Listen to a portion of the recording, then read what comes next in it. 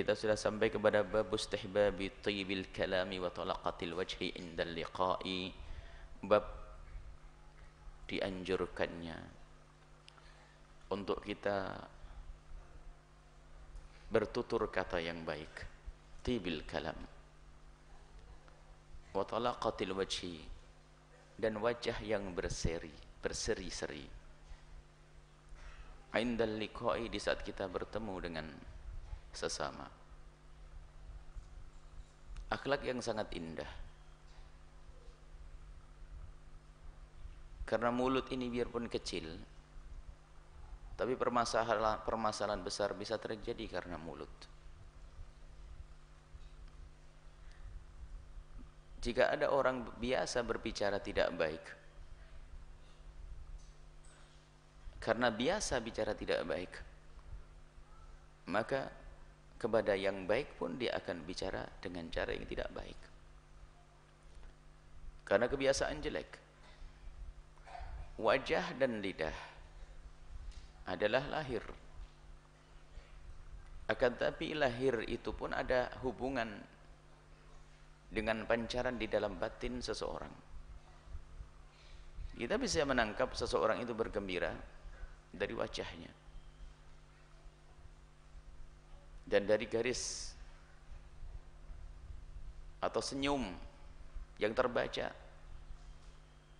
dari wajah yang berseri, mata yang berbinar. Begitu sebaliknya, kebusukan hati bisa saja tampak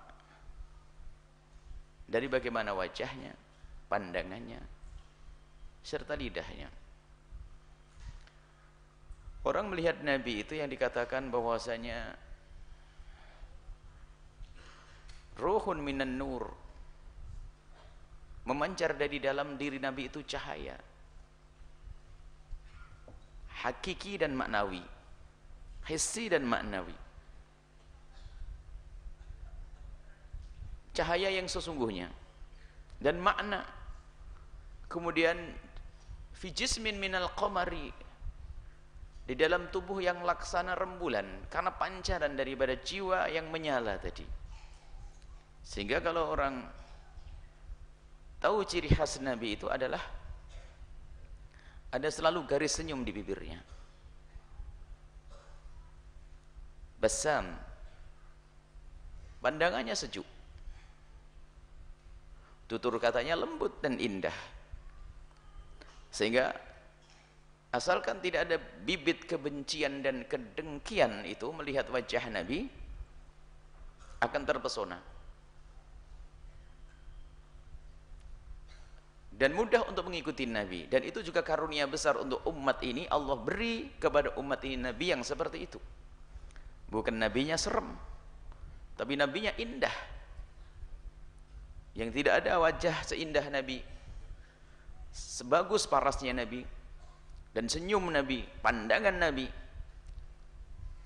Maka dari umat Nabi pun jika bisa mengambil sifat-sifat keindahan yang ada pada Nabi, dari cara senyum, cara pandang, cara bertutur kata, maka tentu akan menjadi daya tarik sendiri di hadapan manusia dan mulia di hadapan Allah Subhanahu wa ta'ala.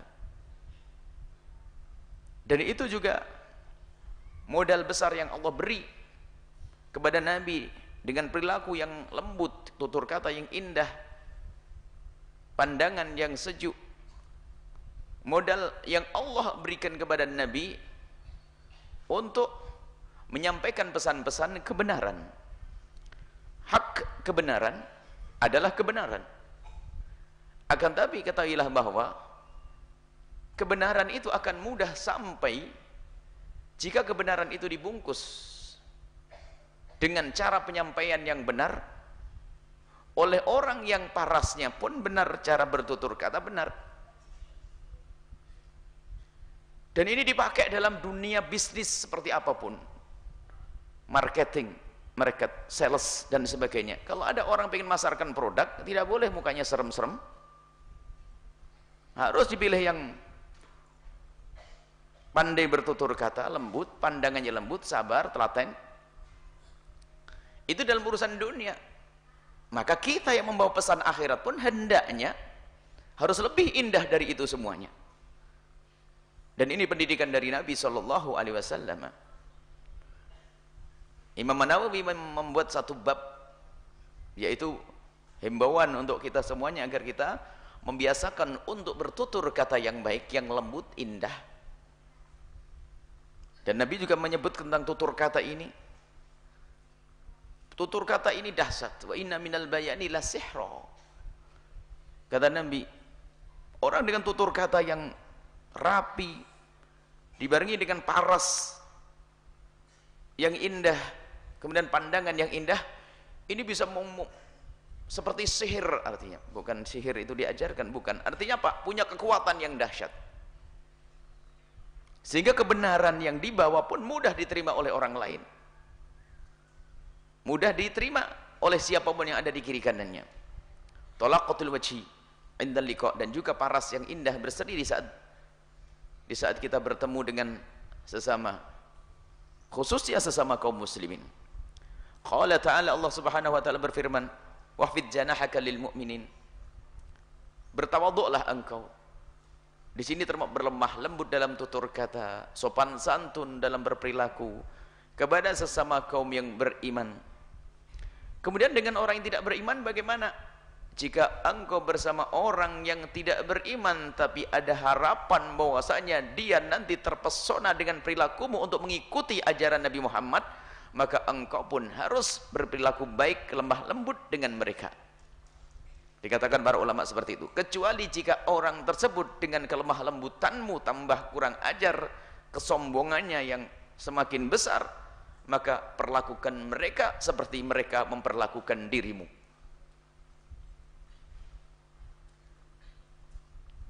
Walau kunta faddan ghalidhal qalbi lang faddu min hawlik. Wahai Muhammad, kalau seandainya engkau itu menjadi orang yang keras,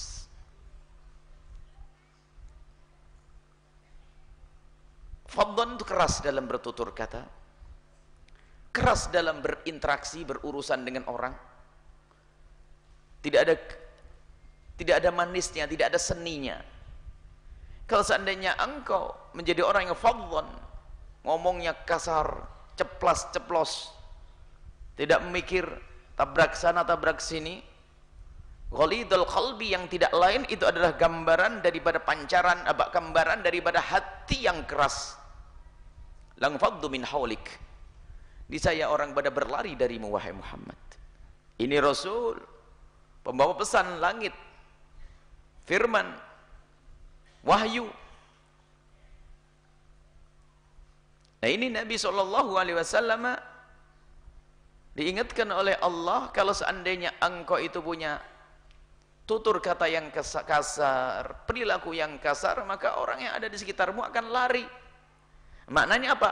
Dengan kelemah lembutanmu itulah, dengan tutur kata yang lembut itu, wajahmu yang selalu berseri-seri ini akan memudahkan mereka untuk bisa menerima engkau, pembawa kebenaran. Nah ini pendidikan dari Allah untuk Rasulullah Sallallahu Alaihi Wasallam. Dan ingat, tidak boleh orang pasrah menyerah dengan keberadaan dirinya. Mukmin yang sejati dikatakan al-mu'minu bisyratuhu fil wajhi wa husnuhu fil qalb. Orang yang beriman yang sesungguhnya itu akan biasa menyimpan kalau ada gundah hanya di dalam hati, tidak sampai memancar, tidak sampai kebaca di wajahnya. Tapi kegembiraannya selalu tampak di parasnya. Itu orang yang beriman. Ada orang mukanya kayak muka ngelihat jin terus, serem, kemana-mana serem, bahkan mau berdakwah pun serem, melihat orang pun kayaknya ahli neraka. Tidak indah dan harus diperangi. Kama annal ilma bita'allumi fa innal hilma bitahallum. Perilaku akhlak ini bisa dilatih, tidak boleh orang menyerah. Aku memang begini, wah ini kamu nyerah dengan setan, kamu dengan hawa nafsumu yang menjadi gendirimu, menjadi orang yang parasnya serem, kemana-mana serem, dan tidak ada yang nyaman. Faddu min haulik, lang faddu min haulik, akan lari darimu, tidak ada senang. Bahkan orang yang katanya dulu mencintaimu dan senang kepadamu pun sudah enggan duduk bersamamu. Ini pendidikan harus diamalkan, ilmu. Biarpun katanya orang itu baik, dengan dirimu, akan tapi jika ternyata tutur katamu juga tidak indah, parasmu pun adalah paras jin, paras hantu, paras teroris. Dan ini Islam kan tidak teroris, Islam indah ini. Islam teroris, tidak ada Islam teroris. Maka lihat, mudah orang akan menerimamu. Dan itu adalah muqaddimah, pesan-pesan kemuliaan yang akan Anda sampaikan kepada orang lain. Wan Adi bin Hatim, diriwayatkan dari Adi bin Hatim radhiyallahu taala anhu, qala, beliau berkata, qala Rasulullah sallallahu alaihi wasallam, Rasulullah sallallahu alaihi wasallam bersabda, ittaqun nar walau bisyikhi tamratin. Takutlah engkau dengan api neraka. Api neraka itu mengerikan, panas, dan percikan api neraka kalau jatuh ke bumi akan hangus bumi ini. Berapa kali lipat panas bumi, panas api neraka ini dibanding panas, nggak bisa dibandingkan. Kalaupun ada perbandingan, itu ada perbandingan yang tidak bisa, karena nggak mungkin dibandingkan, karena begitu panasnya. Dan ada kelebihannya lagi nanti di neraka itu. Apa? Orang nggak bisa mati. Kalau mati kan beres, selesai, nggak ngerasain apa-apa. Nggak bisa mati. Hangus, tumbuh lagi, hangus, tumbuh lagi, hangus, tumbuh lagi. Sampai kapan? Kalau dia orang munafik dan orang kafir nggak ada batasnya. Kalau orang beriman sampai selesai dosanya.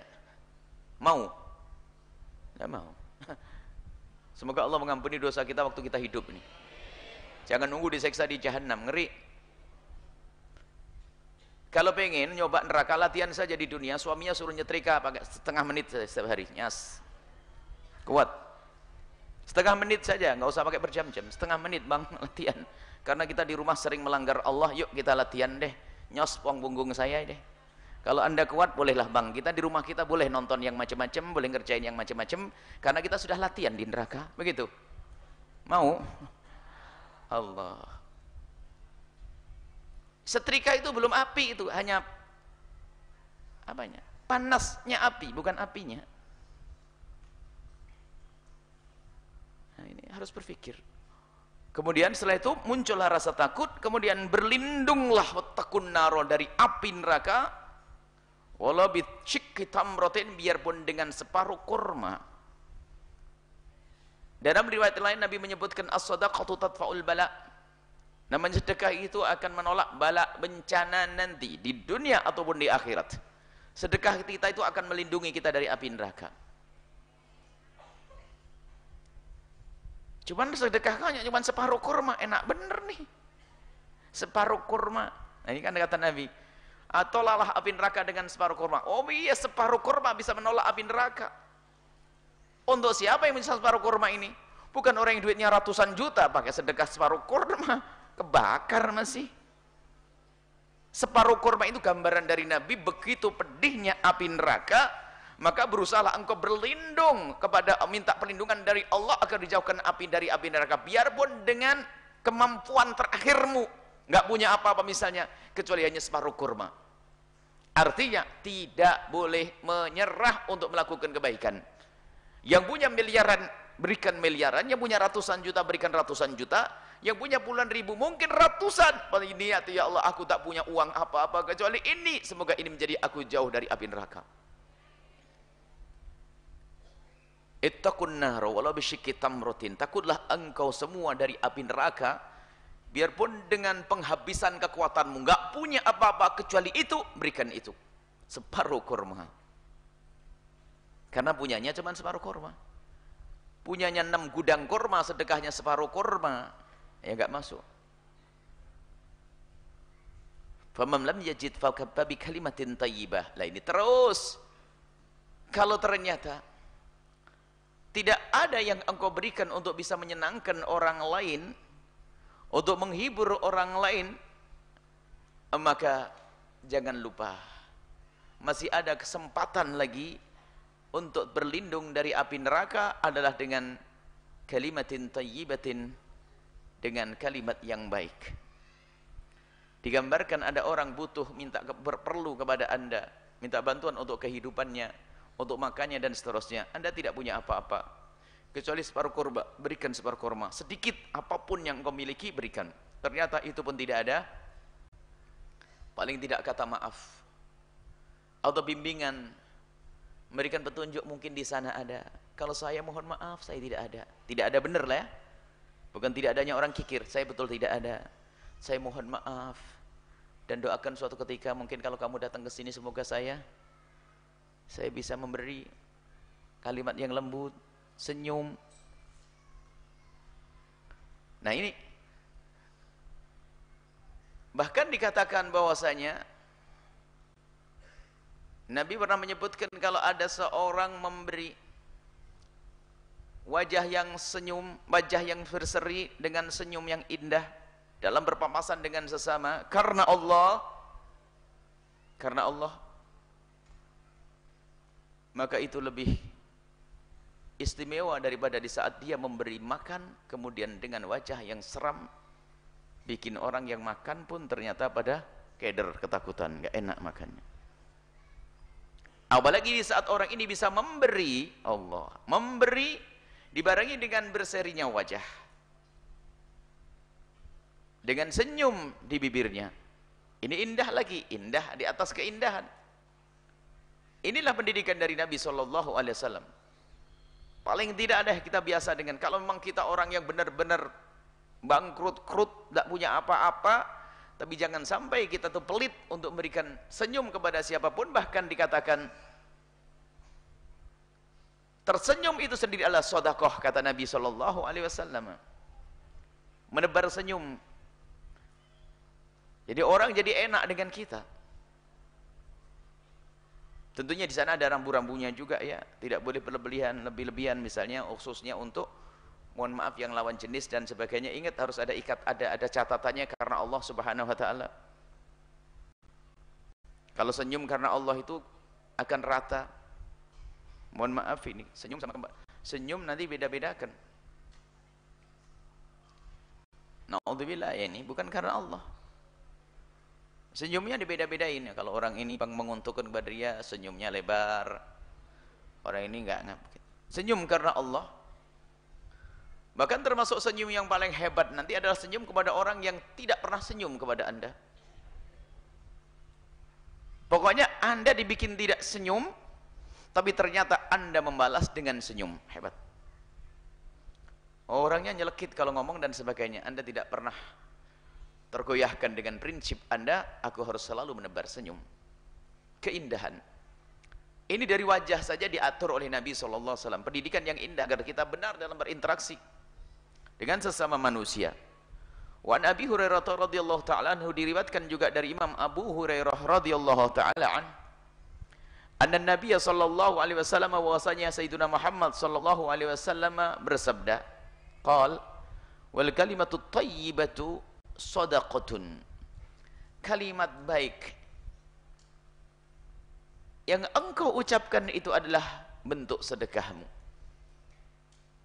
Karena apa? Itu menjadikan orang yang berbicara denganmu senang. Bahkan disebutkan juga bahwasanya termasuk mencari pahala yang sangat mudah adalah idkhalus surur, memasukkan, memberikan kegembiraan kepada siapapun yang ada di kiri kanan kita.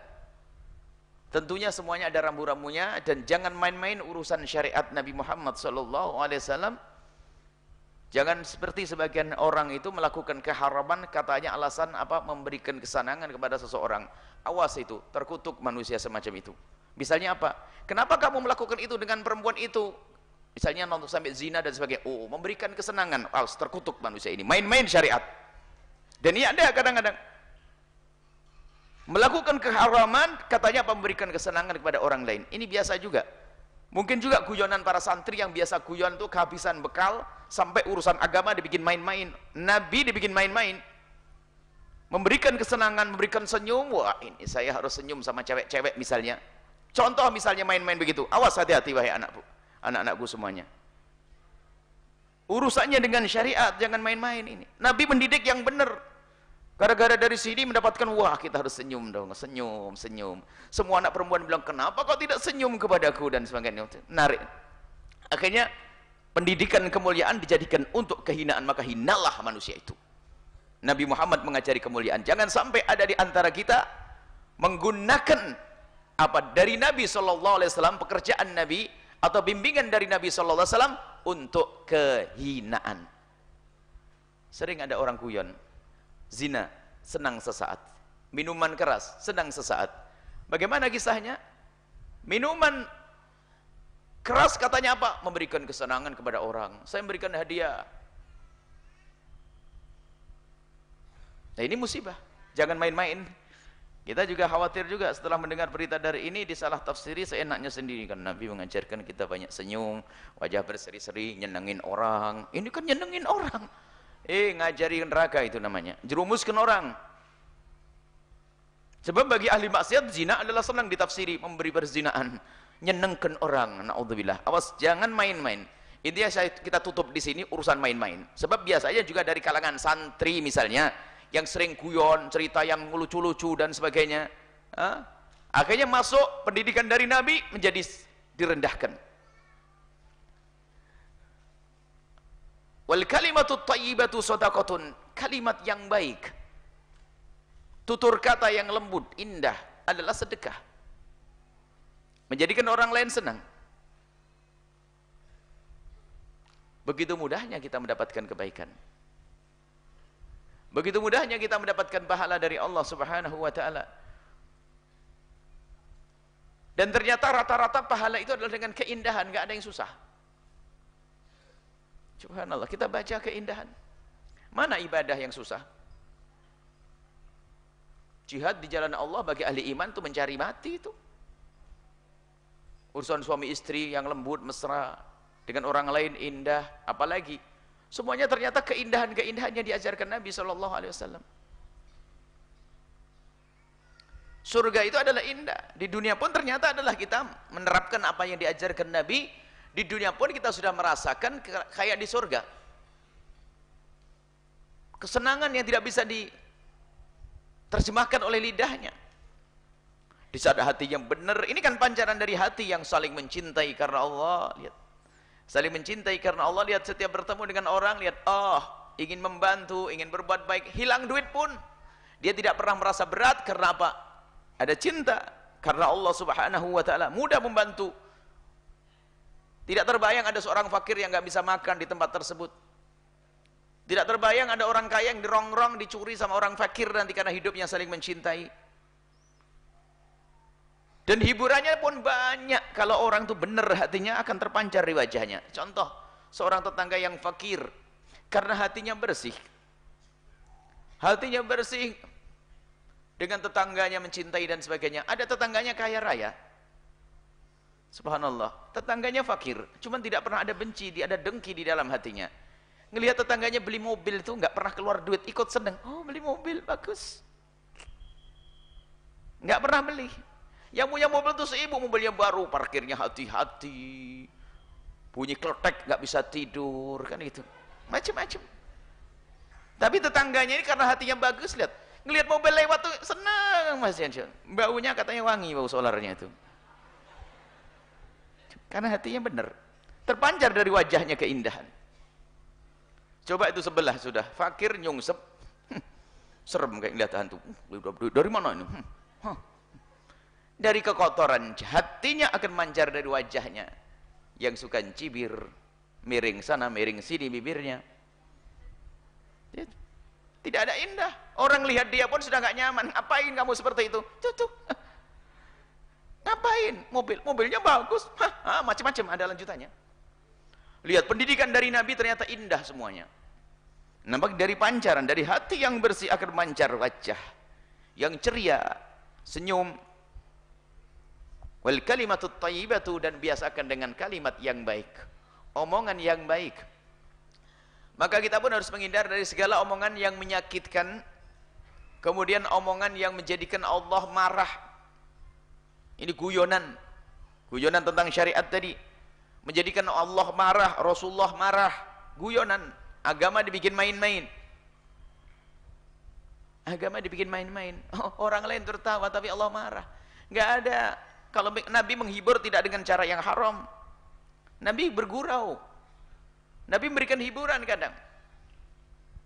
Akan tapi tidak dengan sesuatu yang diharamkan oleh Allah Subhanahu wa taala. Sekarang kadang-kadang syariat Nabi Muhammad bikin gunung, orang tertawa, orang senyum. Wah, saya nyenengkan orang tapi dengan cara yang haram, maka akan dimurkai oleh Allah Subhanahu wa taala. Jangan ngomong jorok. Mungkin orang lain akan tertawa, akan tapi itu menjadikan Allah murka. Maka kalimat thayyibah ini, thayyibah itu baik di mata Allah, baik di mata Rasulullah, baik di mata manusia. Thayyibah bagus.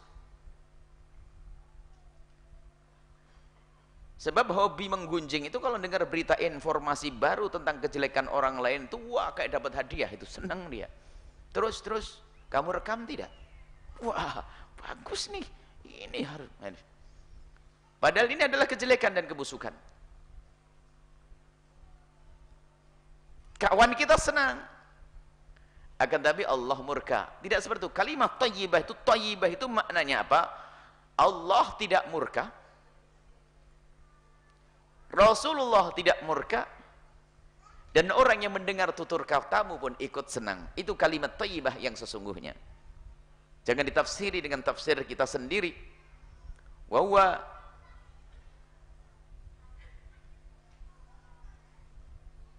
muttafaqun alaihi, hadis diriwayatkan oleh Imam Bukhari dan Imam Muslim.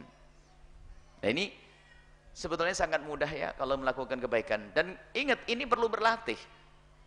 Pokoknya sudah gini aja. Kalau memang susah Anda, kadang-kadang orang nggak sadar mukanya cemberut terus. Ngaca pun nggak bisa cemberut sebab orang ngaca itu mesti senyum sendiri tuh. Biarpun dia pencemberut itu, nggak sadar dia. Suruh nilai orang lain deh. Suruh nilai orang lain gimana saya suka cemberut enggak kalau ngomong sama orang. Kalau diingatkan langsung berubah. Nanti kalau nanti saya cemberut nanti dehem ya, gitu ya. Ya. Berlatih, melatih diri kita.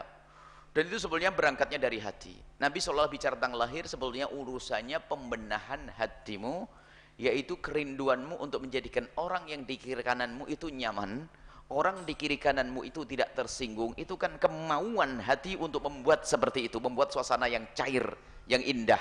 Ini adalah semangat jihad. Itu keistimewaan. Kemauan di dalam dirimu untuk membuat suasana itu nyaman. Nah ini suasana darah hati. Dan bukan sekedar basa-basi. Memang namanya akhlak lahir itu bisa disebut basa-basi, tapi hendaknya itu harus pancaran dari batin pada akhirnya. Kita perlu berlatih ya, berlatih dengan lahir kita. Kama annal wa fa innal hilma bitahallum tadi. Kita harus melatih dengan perilaku yang baik, tutur kata yang baik dan sebagainya. Ini melatih diri kita dengan seperti itu. Tapi jangan lupa di situ juga ada babnya lain lagi akan kita baca dari Imam Nawawi rahimahullah taala, yaitu tentang pembenahan hati. Dan bisa jadi dibaca begini, sebetulnya wajahmu itu pancaran daripada batinmu. Wajahmu pancaran dari batinmu. Maka selalu tampaklah yang bagus dan bagus dan bagus. Karena apa? Itu adalah tidak lain, kemampuanmu untuk melakukan itu semua tidak lain adalah karena ada pancaran dari dalam batinmu. Kalau tidak ada pancaran dari batin susah, paling bisa sesaat saja senyum, besok enggak lagi. Di saat ada maunya senyum, di saat enggak. Akan tapi jadikanlah sifat ini, wajah yang selalu berseri dengan senyum ini adalah menjadi kebiasaan yang sudah lengket dengan dirimu sendiri. Wan Abi Dzar, yang diriwayatkan dari Abi Dzar radhiyallahu taala anhu, qala li Rasulullah sallallahu alaihi wasallam, Rasulullah sallallahu alaihi wasallam bersabda, la tahqiranna minal ma'rufi syai'a.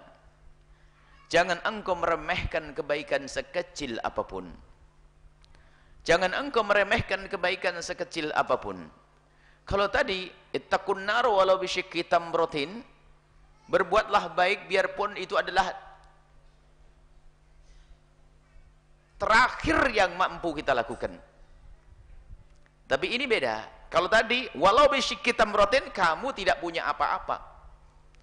Kamu enggak punya apa-apa, tidak punya modal untuk melakukan kebaikan, tapi ternyata hanya separuh kurma lakukan. Artinya kalau hadis yang pertama tadi, kita harus berjuang semampu kita untuk melakukan kebaikan. untuk menjauhkan kita dari api neraka. Tapi ini beda. La tahqiranna minal ma'rufi syai'a, jangan kau remehkan kebaikan sekecil apapun. Ada orang ingin berbuat baik itu nunggu gede saja. Tidak harus nunggu gede. Apa yang bisa Anda lakukan, lakukanlah secepatnya. Sebaik-baik kebaikan adalah jika engkau percepat. Jangan ditunda lagi, karena kalau ditunda bisa jadi itu adalah bukan untuk kita lagi. Kesempatan berbuat baik.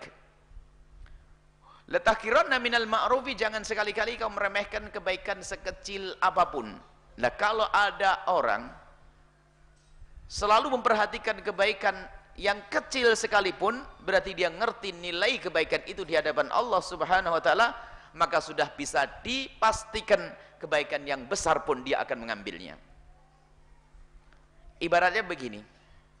Mungkin di sini ada nelayan. Nelayan biasanya mencari ikan yang gede-gede. Cuman tak taunya ada pesanan, yang kecil juga dibawa karena lagi naik harganya. Lagi banyak orang seneng ikan kecil. Jangan kau biarkan ikan kecil. Akhirnya dia mengambil ikan kecil. Apa terus setelah itu ikan gedenya dibuang? Itu kan buru uceng kelangan delek dalam bahasa Jawa itu. Jadi ngambil yang kecil, yang gede dibuang. Berarti masuk dunia wilayah kebodohan dia. Maksudnya pekerjaan baik itu tidak harus yang gede-gede. Yang gede iya, akan tapi kita ilah yang kecil. Kadang ada orang yang butuh kecil. Kadang ada orang butuh kecil, mohon maaf, mungkin Anda punya baju bekas. Anda sudah biasa menyantuni orang fakir, orang tidak mampu dengan baju-baju bagus.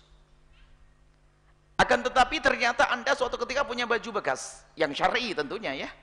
Baju yang syar'i, kalau baju tidak syar'i Anda beri hadiah, orang yang tidak punya ilmu, Anda pakai menutup aurat, dianya pakai baju setengah badan. Itu namanya gali lubang, tutup lubang. Anda pengen tobat tapi buat dosa. Ini awas, memberi hadiah pun harus hati-hati. Nah, baju yang jelek, misalnya Anda menganggap baju ini tidak ada gunanya, tapi ternyata ada orang yang butuh dengan baju itu. Ada orang yang butuh dengan baju itu. Barang kecil, tidak berharga. Mungkin Anda menganggap kalau saya ngasih hadiah kepada, wah ini orang kaya, masa saya kasih hadiah tiwul atau gatot. Gatot, tahu? Dari Singapura, Malaysia bingung, dari Australia, makanya belajar bahasa Jawa. Akhirnya apa? Dia dapat kiriman gatot dari Ponorogo. Dia ragu-ragu, gatot itu adalah ketela yang dikeringin, yang dijemur, kemudian ada warna hitam, kenyil-kenyil, pokoknya enak banget deh. Lah, ini sebuah contoh begini ya. Anda jangan meremehkan kebaikan kalau ingin berbuat baik. Akhirnya tetangga Anda itu orang kaya. Wah, makanannya biasa pakai makanan yang memang wes-wes itu pokoknya. Enggak tahulah, pokoknya makanan-makanan mahal-mahal itu. Anda ragu-ragu ingin memberikan, namanya tetangga Anda sering memberikan kebaikan kepada Anda. Cuman Anda tidak punya apa-apa kecuali gaplek tadi, gaplek. Gaplek itu mentahnya, kalau diolah jadi gatot, kemudian dihancurin lagi jadi tiwul. Pernah nonton film G30 SPKI?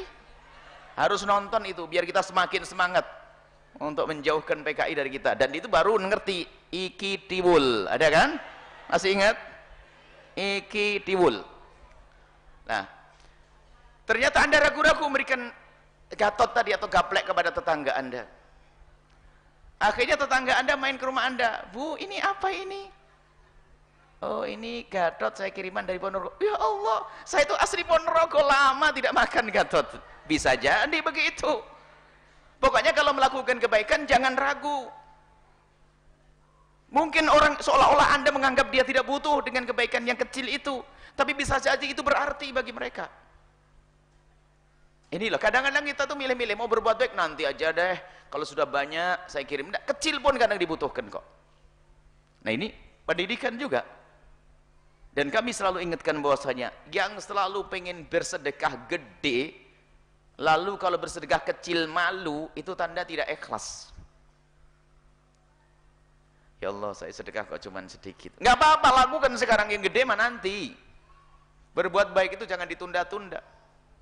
Ya betul ya, kadang-kadang ada orang rindu sesuatu yang ternyata tidak harus barang mahal itu.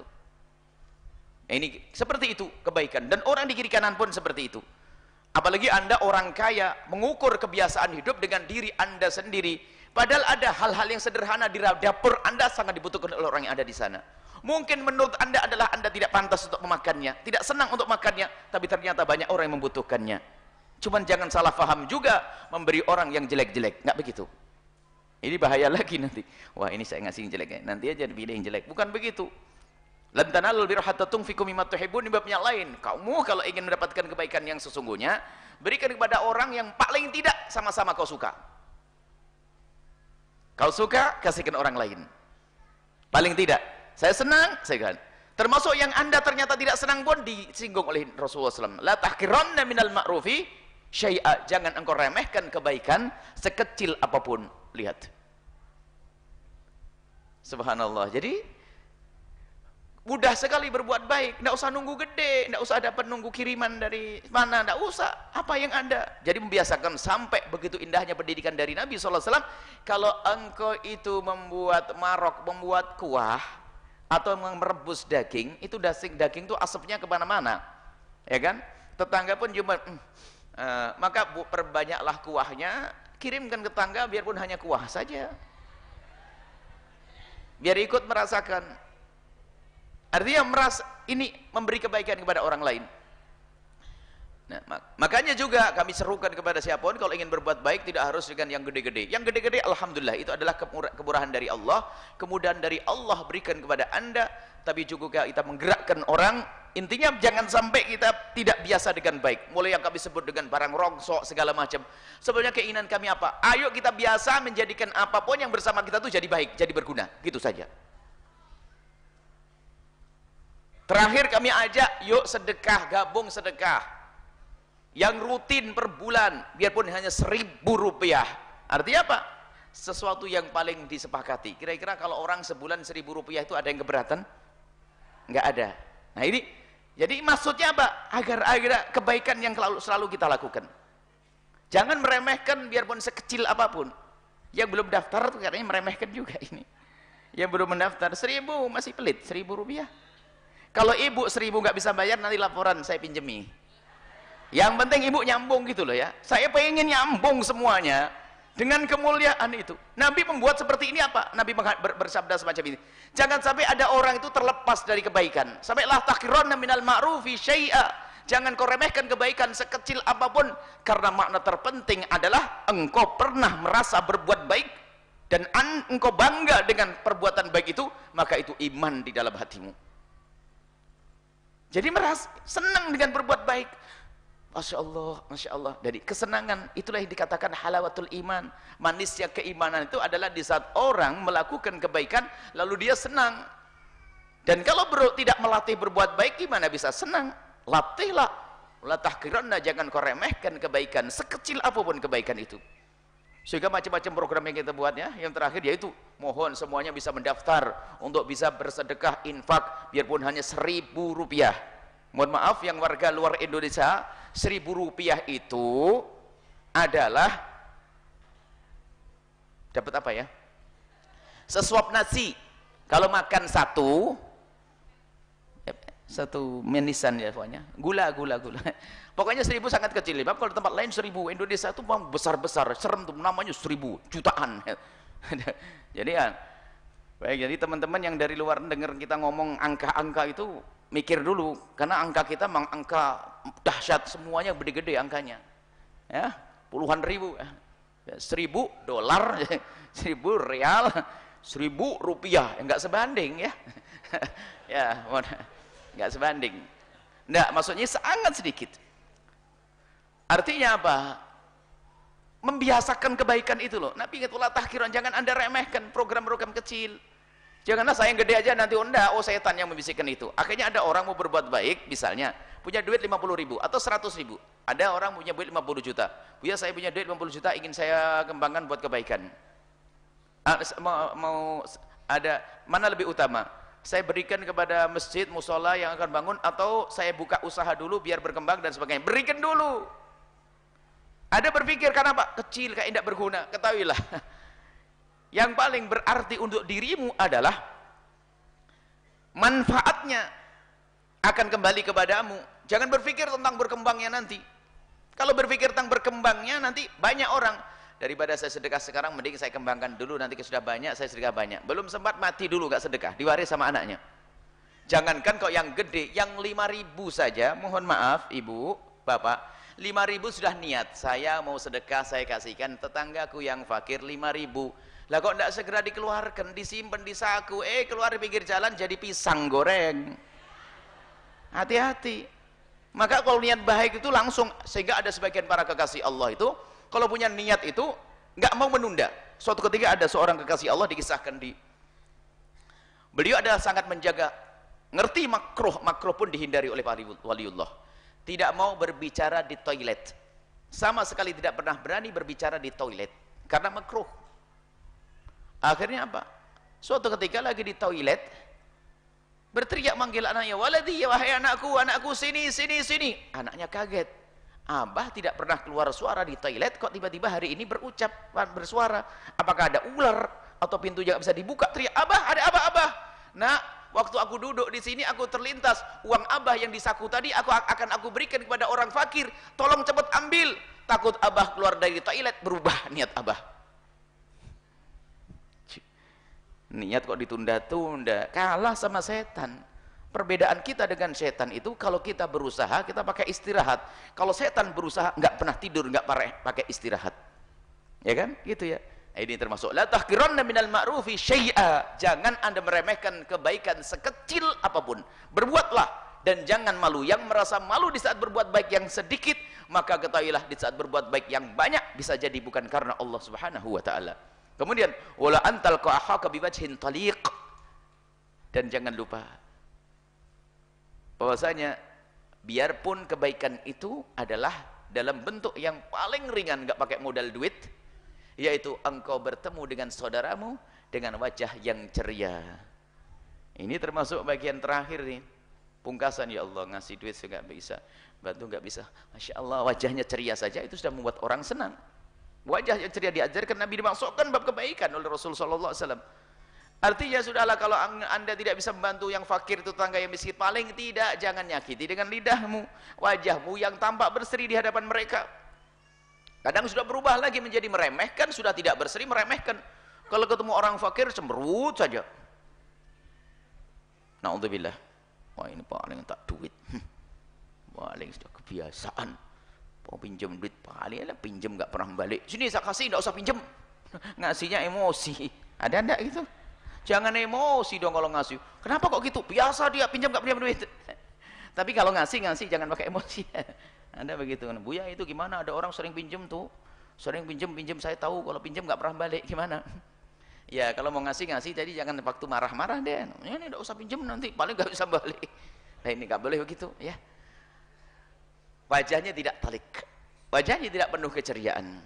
Walau antal qa'ahaka, biarpun jadi kebaikan itu dalam bentuk engkau bertemu dengan saudaramu dalam wajah yang ceria, itu termasuk bagian kebaikan yang hendaknya dihadirkan oleh seorang yang beriman kepada Allah Subhanahu wa taala.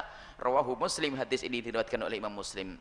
Pungkasannya adalah kita latih mulai dari wajah yang berseri tadi, termasuk itu dari bagian kebaikan.